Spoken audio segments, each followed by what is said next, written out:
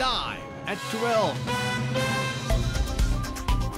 ආයුබෝවන් ඔබ අදත් එක්වන්නේ ලංකාවේ අංක එකේ සමබර තොරතුරු ප්‍රකාශය ලයිව් ඇට් 12 සමගින්.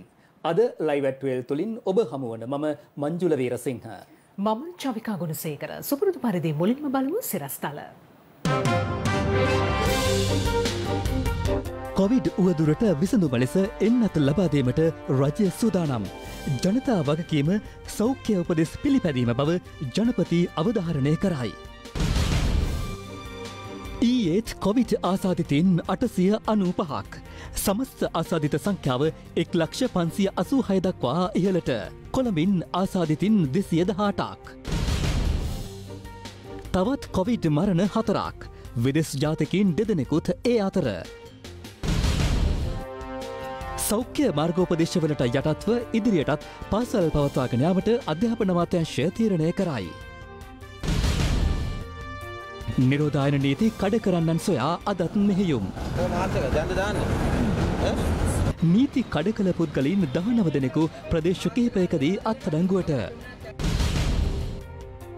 ඉබ්බා ගමුවේ පිපිරීමකින් පුද්ගලයින් 2 දෙනෙකුට තුවාල.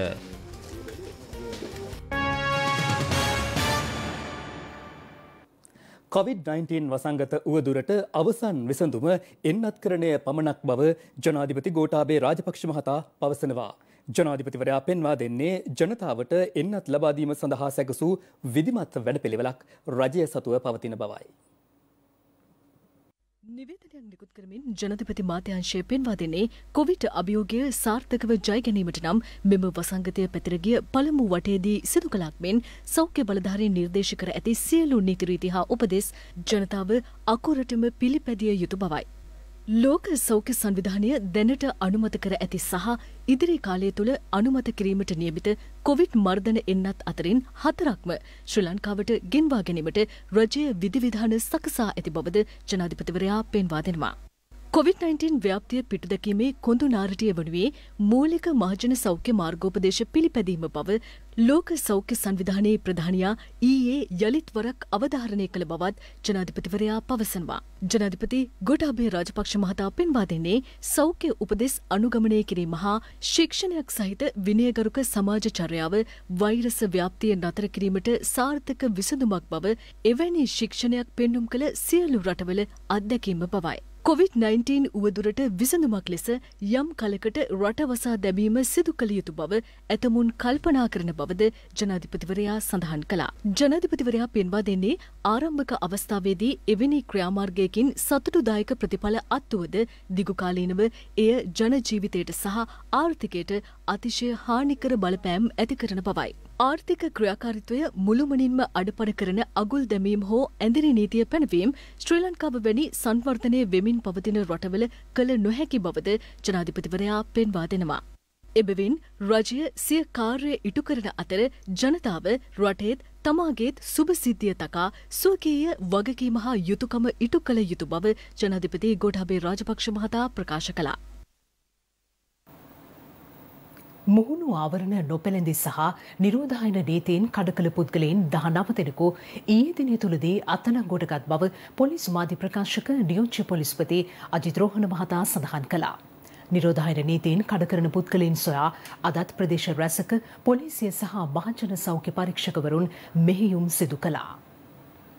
COVID-19 වෛරසය හමුවේ සෞඛ්‍ය අමාත්‍යාංශය මගින් මාර්ගෝපදේශ මාලාවක් නිකුත් කරනු ලැබුවා. ඒ අනුව අත්‍යවශ්‍ය සේවා සහ අවසර ලබා දී ඇති ක්‍රියාකාරකම් හැර නිවසින් පිටවීමට අවසර ඇත්තේ පුද්ගලයන් 2 දෙනෙකුට පමණයි. බස් සහ දුම්රියවල මගින් ප්‍රවාහනය කළ හැකි ආසන ධාරිතාව දක්වා පමණක් වන අතර ත්‍රිරෝද රථවල ප්‍රවාහනය කිරීමට අවසර ලබා දී ඇත්තේ මගින් 2 දෙනෙකු පමණයි. මේ අතර මුව ආවරණ නොපළඳින සහ නිරෝධායන නීතීන් උල්ලංඝනය කරන පුද්ගලයන් සොයා දෙවයිනම ආවරණය වන පරිදි පොලිසිය සහ මහජන සෞඛ්‍ය පරීක්ෂක නිලධාරීන් විසින් පරීක්ෂා කිරීම සිදු කළා. කොළඹ නගරයට ඇතුළු වන රථවාහන සහ මගින් පරීක්ෂා කිරීම ඊයේ දින සිදු කෙරුණේ දෙහිවල නගරය කේන්ද්‍ර කරගෙනයි.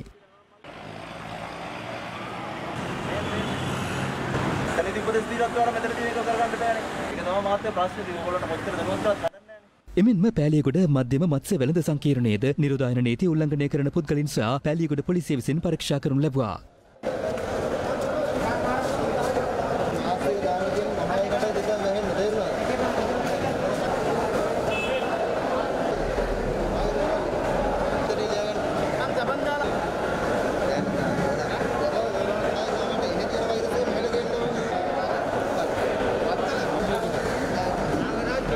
මීට අමතරව පෑලියගොඩ පොදු වෙළඳ සංකීර්ණයේ මෙම පරීක්ෂා කිරීම සිදු කරනු ලැබුවේ පෑලියගොඩ පොලිසිය මගින්.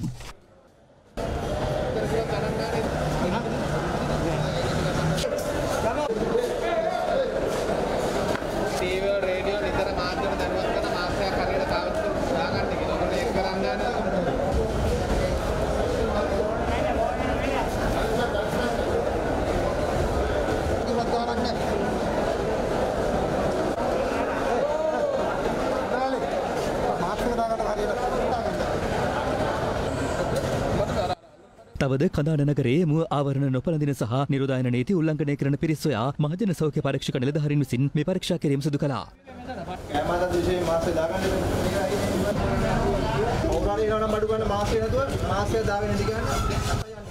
කළුතර නගරයේද නිරෝධායන නීති උල්ලංඝනය කිරීමේ පිරිස් සොයා හදිසි පරීක්ෂා කිරීම සිදු කරනු ලැබුවා.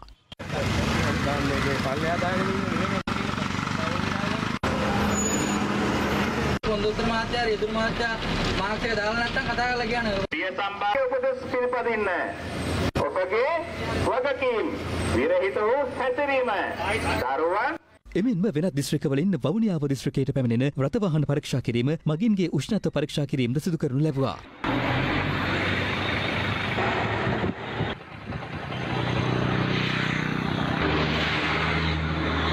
හැටන් නගරයේ පාරිභෝගිකින් සහ ව්‍යාපාරිකින් මුව ආවරණ නොපැළඳ අනාරක්ෂිත ලෙස හැසිරෙන ආකාරය අප කැමරාවේ මෙලෙස සටහන් වුණා.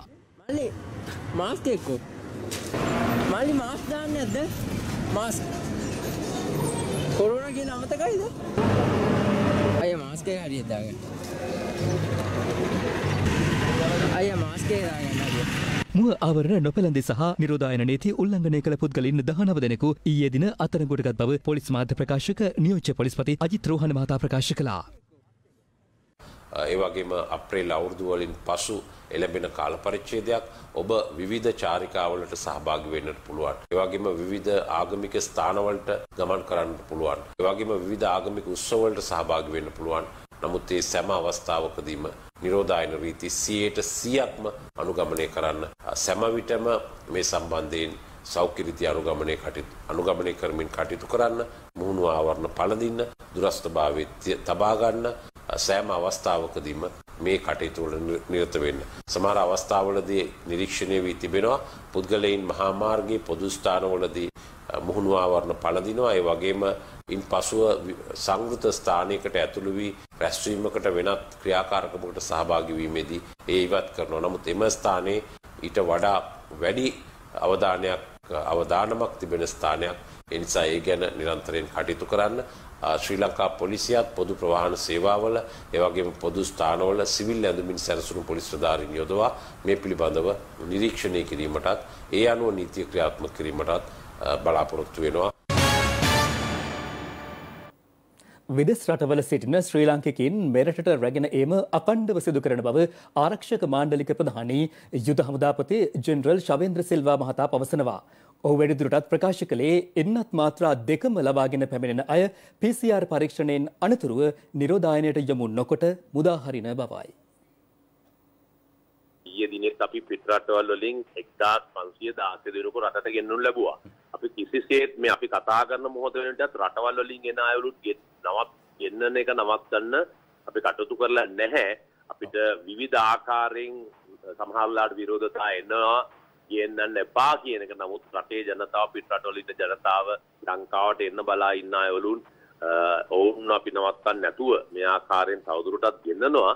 නමුත් මේ ගෙන්නෙද්දී සමහර වෙලාවට අපිට හැකියාවක් මේ අපිට උපදෙස් ලබා දෙනවා සෞඛ්‍ය ක්ෂේත්‍ර වලින් විවිධ ආකාර වූ ඒ කරනු ලබන නිරෝධායන ක්‍රියාවලි සමහර දේවල් වෙනස් කරන්න කියලා.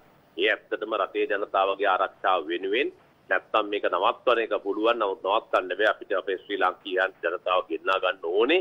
ඔවුන්ට එන්න අවශ්‍ය ඉඳදී ඒක ගෙන්නද්දී සමහර ඒත් එක්කම ඊයේ දිනේදී බොහෝ ප්‍රචාරවල තිබ්බ මේ එන්නත් දෙකම ලබා දෙන කට්ටියව නිරෝධායන කරන එක සම්පූර්ණ අසත්‍යයක්. විවිධ අදහස් ලබා දෙනවා. නමුත් මේ දක්වා අපි මේ කතා කරන මොහොත දක්වා මේ ආකාරයෙන් එන්නත් දෙක ලබාගෙන එන කවලුන් කිසිත් නිරෝධායන කරන්නේ නැහැ. PCR පරීක්ෂණ වලින් පසු වුන් මුදා හරිනවා. එයාත් මේ අවස්ථාවේදී බොහෝ බොරු ප්‍රචාරත් මේ ආකාරයෙන් රැගෙන යනවා ජනතාව වෙතට. කොවිඩ් වසංගත සමය තුළ වාර්තා වූ ආසාදිතයින් සම්බන්ධයෙන් අඛණ්ඩව තෙවැනි දිනටත් පැවති වාර්තා අලුත් කිරීමට ඉන්දියාව යළිත් ඊයේ සමත්ව තිබෙනවා.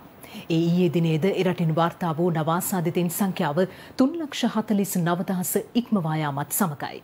මේ අතර සෞඛ්‍ය අංශ අංගවමින් දැනුම් දී ඇත්තේ ඉදිරි සති 3ක කාලය තුළ ඉන්දියාවෙන් වාර්තා වන කොවිඩ් ආසාදිතයින් සංඛ්‍යාව එහි උපරිමයට ළඟා වීමේ අවදානමක් ඇති බවයි. ඒ සමගින් ලොව කොවිඩ් ව්‍යාප්තිය පිළිබඳවයි මේ විමසා බැලීම. ඉබ්බාගමුව පන්නල ප්‍රදේශයේ නිවසක සිද්ධ වූ පිපිරීමකින් පුද්ගලයන් දෙදෙනෙකු තුවාල ලැබුවා. ඊයේ රාත්‍රියේ සිද්ධ වූ මේ පිපිරීමෙන් තුවාල ලැබූ තරුණින් දෙදෙනා කුරුණෑගල ශික්ෂණ රෝහලට ඇතුළත් කර තිබෙනවා. ඉබ්බාගමුව පන්නල ප්‍රදේශයේ නිවසක් තුළ මේ පිපිරීම සිදු වුණේ ඊයේ රාත්‍රී 7:30ට පමණ. පිපිරීමෙන් එකම පවුලේ 22 හැවිරිදි සහ 27 හැවිරිදි සහෝදරයින් දෙදෙනෙකු තුවාල ලැබුවා. මෙම තරුණීන් දෙදෙනා සිය නිවසේ කුෂන් වැඩපළක් පවත්වාගෙන යන අතර එම වැඩපළ තුළදී රතිඤ්ඤා තුළ තිබූ වෙඩි බෙහෙත් ඉවත් කර ත්‍රිරෝද රථවල වහල ආවරණයට යොදන යකඩ බටයකට දමා විදුලි ග්‍රයින්ඩරයකින් කැපීමට යාමේදී පිපිරීම සිදුව තිබෙනවා. පිපිරීමෙන් තරුණයින් දෙදෙනාගේ අත්වලට බරපතල හානි සිදුව ඇති අතර ඔවුන් මේ වන විට කුරුණෑගල ශික්ෂණ රෝහලෙහි ප්‍රතිකාර ලබනවා. පොලිස් විශේෂ කාර්ය බළකායද පිපිරීමෙන් අනතුරුව එම ස්ථානයට පැමිණ පරීක්ෂණ ආරම්භ කළා.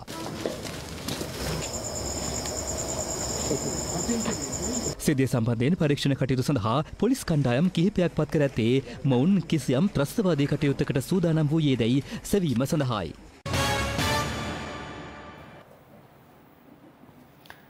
ගල්ල උඩුගම මාර්ගයේ පින්නදුව මාතුල ප්‍රදේශයේ සිදු වූ රියානතුරකින් පොලිස් නිලධාරියෙකු ජීවිතක්ෂයට පත්ව තවත් පුද්ගලයෙකුට බරපතල තුවාල සිදුව තිබෙනවා.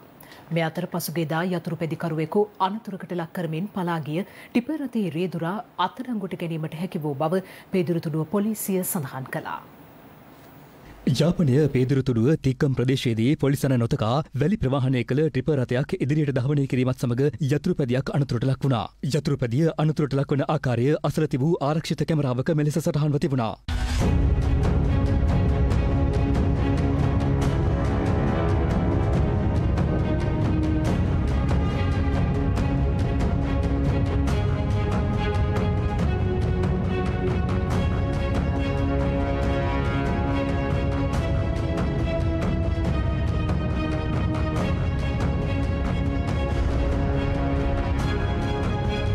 වැලි පැට වූ ටිපර් රථය පසුපස පොලිස් නිලධාරීන් ලුහුබඳින අවස්ථාවේදී ටිපර් රථය යතුරු පැදියේ ගැටී මේ අනතුර සිදු වුණා.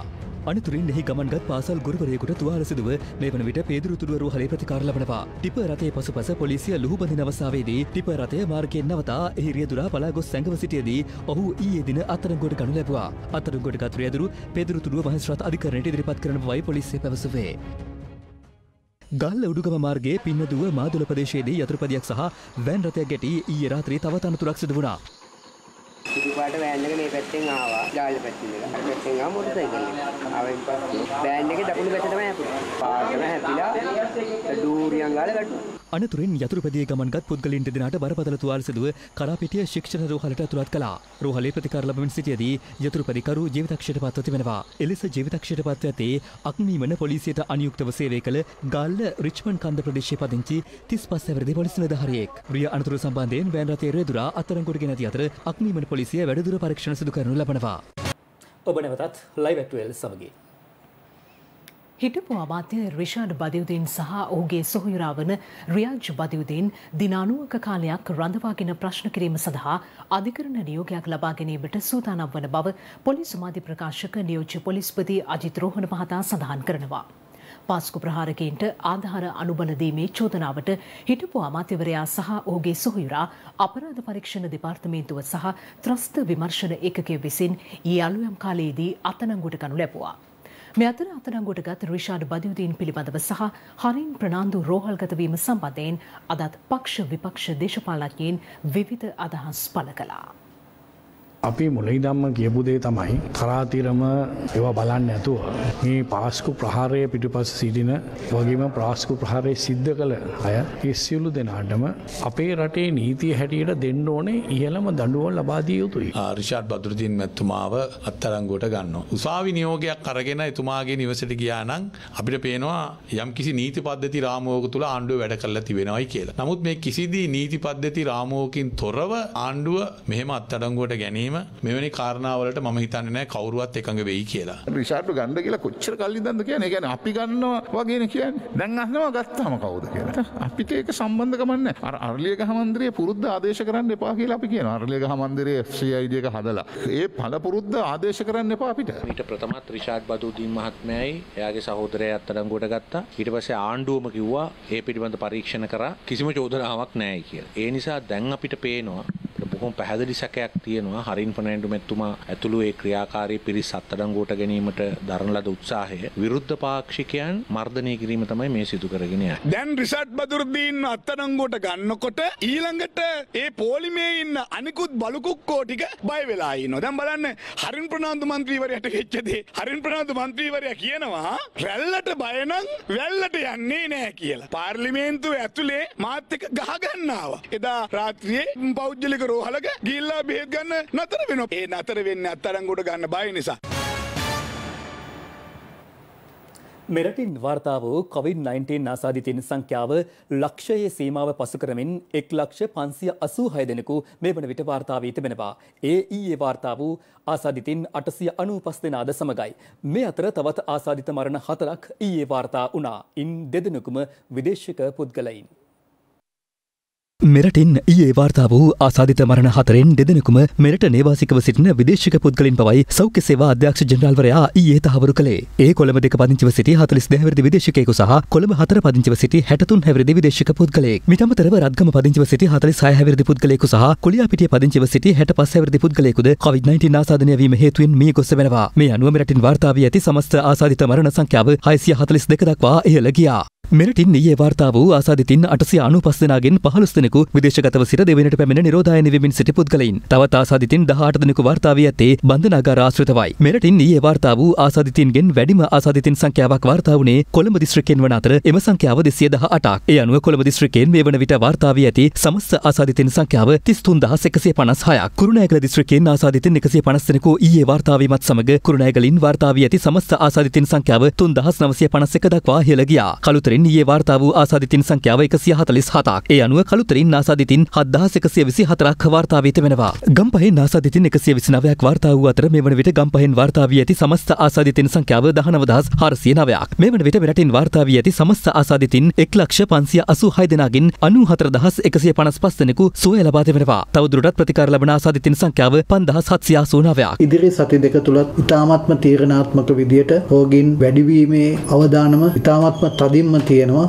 මේ තත්ත්වය යටතේදී සෞඛ්‍ය අමාත්‍යාංශයට සිදු වෙනවා යම්කිසි විදියකින් අවශ්‍ය සෞඛ්‍ය මාර්ගෝපදේශක දැඩි කිරීමට සමහර කටයුතු වලට සීමාවල් පැනවීමට මේ අවස්ථාවේදී ඉතාමත්ම වැදගත් දේ තමයි සියලුම දෙනා පුළුවන් හැම අවස්ථාවකදීම තමුන්ගේ නිවසේ රැඳී සිටීම. අනවශ්‍ය විදියට සමාජයට පැමිණීමෙන් වළකින්න. දරණියගල ඉලුක්තැන්න වතුයායෙන් COVID-19 ආසාදිතින් 9 දෙනෙකු වාර්තා වීමත් සමග එම ප්‍රදේශයට තාවකාලික සංචරණ සීමා පැනවීමට පියවරගෙන තිබෙනවා. මේ අතර COVID-19 ආසාදිතින් වාර්තා වීමත් සමග කුරුණෑගල ගණේවත්ත හිරිපිටිය නගරයටද සංචරණ සීමා පනවා තිබෙනවා. අප වාර්තාකරු පැවසුවේ එම ප්‍රදේශයට දැඩි ආරක්ෂාවක් යොදවා ඇති බවයි. COVID-19 ආසාදිතයෙකු හමුවීමත් සමග ලංකා විදුලි බල මණ්ඩලයේ හලාවත කීරියන් කල්ලිය පාරිභෝගික මධ්‍යස්ථානය තාවකාලිකව වසා දමා තිබෙනවා. ඒ අනුව එහි සේවය කරමින් සිටි සියලු දෙනා ගෘහස්ත නිරෝධායනයට යොමු කිරීමටයි පියවරගෙන ඇත්තේ. ආසාදිතින් සිව් දෙනෙකු හමුවීම හේතුවෙන් මඩකලපුව රජයේ ගුරු විද්‍යාලයේ පන්ති කාමර 2ක් තාවකාලිකව වසා දමා තිබෙනවා. සෞඛ්‍ය අංශ පැවසුවේ ගුරු විද්‍යාල සිසුන් 100 දෙනෙකු PCR පරීක්ෂණ වලට ලක් කිරීමට පියවරගත් බවයි. තවත් සිසුන් 80 දෙනෙකු පමණ නිරෝධායනයට යොමු කර තිබෙනවා.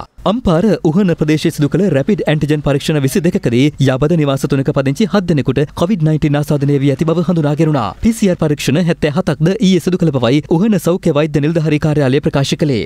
හැටන් නගරයේ පාසලක ගුරුවරියකට සිදු කළ රැපිඩ් ඇන්ටිජන් පරීක්ෂාවකින් අනතුරුව ඇය ආසාදිතයෙකු ලෙස හඳුනා ගැනුණා. ඒ අනුව අදාළ පාසලේ 9 වන ශ්‍රේණියේ සිසුන් කිහිප දෙනෙකු සහ එම ගුරුවරියගේ සමීප ආශ්‍රිත ගුරුවරුන් කිහිප දෙනෙකුද ගෘහස්ත නිරෝධායනයට යොමු කෙරුණා.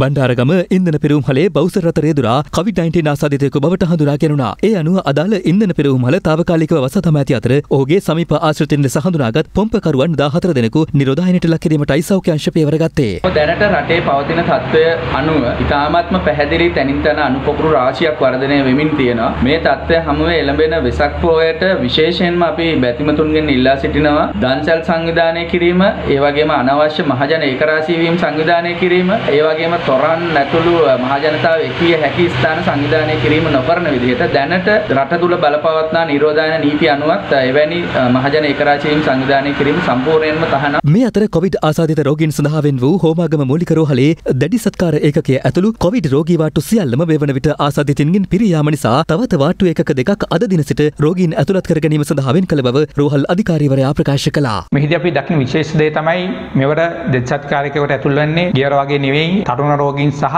විශාල වශයෙන් සංකූත රහිත රෝගීන්. මේ විශේෂත්වයක්. අපි කෙතරම් වාට්ටු හෝ රෝහල් කොවිඩ් සඳහා වෙන් කරත් ජනතාව පරිස්සම් වෙන්නේ නැත්නම් මේ රෝගය පැතිරීම වළක්වා ගන්න බෑ. ඒ වගේම අපේ රෝහලේ කොවිඩ් සඳහා ඒකක වෙන් කරත් සායන සාමාන්‍ය පරිදි සාමාන්‍ය රෝගීන් සඳහා පවත්වාගෙන යනවා. ඔවුන් ඉතාම ආරක්ෂිත ක්‍රමවේද අනුගමනය කරමින් තමයි සායන පවත්වන්නේ. ඒ නිසා ජනතාවට කිසිම භයවීමකින් තොරව අපේ සාමාන්‍ය සායන සඳහා සහභාගී වීමට අවස්ථාවක් තියෙනවා. මේ අතර පාසල් වසා දැමීමේ තීරණයක් ගැන නොමැති බව අධ්‍යාපන අමාත්‍යාංශයේ ලේකම් මහාචාර්ය කපිල පෙරේරා මහතා සඳහන් කළා. ඔහු වැඩිදුරටත් පැවසුවේ සියලු පාසල් මෙතෙක් ක්‍රියාත්මක වූ ආකාරයටම සෞඛ්‍ය මාර්ගෝපදේශ යටතේ ඉදිරියට පවත්වාගෙන යන බවයි. එමෙන්ම යම් විශේෂ අවස්ථාවලදී ස්වයං තීරණ ගැනීමේ බලය එම පාසල්වලට ලබා දී ඇති බවද ලේකම්වරයා වැඩිදුරටත් පැවසුවා. සංගමේ නිලවරණේ ඊයේ ක්‍රීඩා අමාත්‍යාංශයේදී පැවති අතර එහිදී නව සභාපතිවරයා ලෙස නැවතත් විශ්‍රාමික මේජර් ජෙනරාල් පාල්ත ප්‍රනාන්දු මහතා නිතරගෙන්පත් වුණා. මම හිතන්නේ අපිට හොඳ කණ්ඩායමක් ලැබිලා තියෙනවා ඉදිරි ගමන යන්න. මොකද 2020 21 22 ඉතාමත් වැදගත් අවුරුද්දක් ශ්‍රී ලංකාවේ මල්ල ක්‍රීඩාවට ආසියානු ක්‍රීඩා උළෙල පැවැත්වෙනවා. ඒ වගේම අපේ වර්ෂ 100ක් සම්පූර්ණ වෙන උත්සවයක් පැවැත්වෙනවා. ඒක නිසා ඉතාමත් වැදගත් අවුරුද්දක්. මේ අතර ගැලැක්සි කුසලාන වොලිබෝල් තරගාවලියේ පිරිමි ශූරතාවයේ දිනා ගැනීමට ජෝසප් වාස් ක්‍රීඩා සමාජයේ ඊයේ සමත් වුණා. මහරගම තරුණ සේවා සභා ක්‍රීඩා පිටියේ පැවති මෙම තරගයේ ජෝසප් වාස් ක්‍රීඩා සමාජය අතින් පරාජයට පත් වුණේ විදුලි බල මණ්ඩල ක්‍රීඩා සමාජයයි. මෙහිදී කාන්තා ශූරතාව වෙනුවෙන් නාවික හමුදා කණ්ඩායම සහ හයිඩ්‍රමනි ක්‍රීඩා සමාජයේ තරග වෙදෙනු අතර එහි ශූරතාවයේ හිමි වුණේ නාවික හමුදා කණ්ඩායමටයි. තරගාවලියේ දක්ෂතම ක්‍රීඩකයා ලෙස චමත් තිල්ෂාන් සම්මාන ලැබුව අතර දක්ෂතම ක්‍රීඩිකාව ලෙස සම්මාන හිමි වුණේ නාවික හමුදා කණ්ඩායමේ කවිෂා ලක්ෂානි පෙරේරාටයි. මේ අතර වොලිබෝල් ක්‍රීඩාව ඉහළ මට්ටමකට රැගෙනීම සඳහා ග්‍රාමීය මට්ටමින්ද නව වැඩපිළිවෙලක් කරඹා ඇති බව වොලිබෝල් සම්මේලනයේ වත්මන් සභාපති කංචන ජරත් මහතා මාධ්‍ය හමුවකට එක්වමින් පැවසුවා. අපි දන්නවා ඉතාම දක්ෂ ක්‍රීඩකයෝ සමහරවිට පහසුකම් නැහැ. සමහරට හරි පුහුණුවක් නැහැ. සමහරලාට හරි තාක්ෂණයක් නැහැ. හැබැයි අති දක්ෂ ක්‍රීඩකයෝ අති දක්ෂ විදියට තරඟාවලි පවත්වනවා අපිට පේනට දකින්නට තියෙනවා. ලංකා පුරාම යෝන් සහ කනිෂ්ඨ කියන ක්‍රීඩිකාවන් තෝරා ගැනීම සඳහා අපි වැඩපිළිවෙලක් ක්‍රියාත්මක කරන්නට අපි සාකච්ඡා කරලා තියෙනවා කියන එක කියන්නට ඕන. ලයිව් ඇට් 12 අදට අවසන්. සුබ දවසක්.